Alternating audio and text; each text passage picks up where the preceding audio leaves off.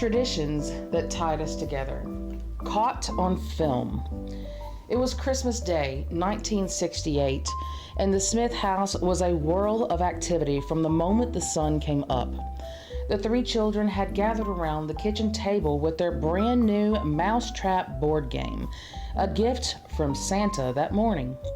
The game was loud and silly, the little plastic pieces clattering against the board as the kids built the bright contraption step by step. They laughed every time the marbles zigzagged down and sent the tiny traps snapping shut. Their dad had decided that this was the year to capture Christmas on film. He had splurged on a shiny Super 8 camera and was determined to catch everything, from wrapping paper flying across the living room to the kids squealing over the board game. He fiddled with the focus, squinting through the tiny viewfinder, narrating as if he were a television announcer. Meanwhile, their mother was in the kitchen, already preparing for the big family dinner that night. More than 20 relatives were due to arrive, and she wanted everything to be perfect. Her famous cranberry sauce had become part of the tradition. Everyone raved about it every year, and she always smiled modestly and said that it was her grandmother's recipe. The truth was, the recipe came from a can that she bought at the store. That morning, while the children were busy at the table, she slipped the lid off the can of whole berry cranberry sauce, stirred it, and spooned it into her nicest glass dish. The can sat on the counter behind her, ignored, while she smoothed the surface of the berries with the back of a spoon.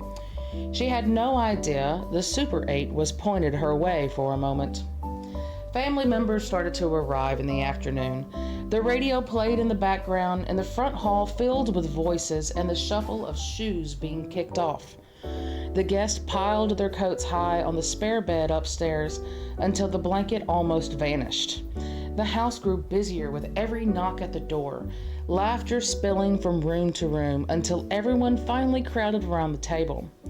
Plates moved from hand to hand, glasses clinked in a new feud toast, and the cranberry dish sat beside the turkey in its glass bowl, looking festively delicious. The aunts and uncles offered their usual compliments, and she gave her practiced smile and said it was a family recipe that went back for generations. Once the plates were cleared, Dad pulled out the projector. The kids were nearly bouncing out of their chairs, begging to see the film.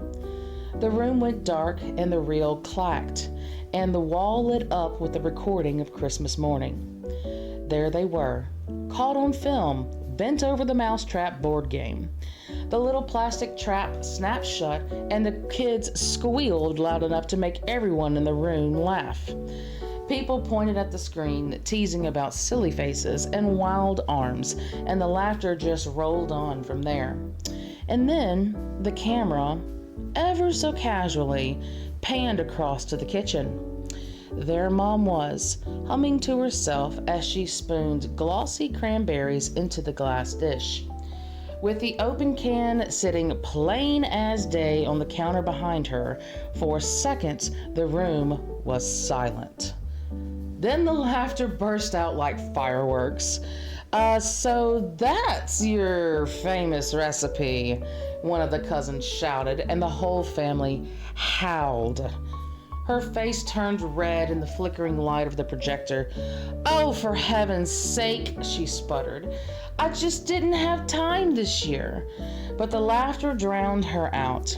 Dad was bent over, shaking so hard the projector nearly went off track, while the kids were beside themselves, gasping and giggling.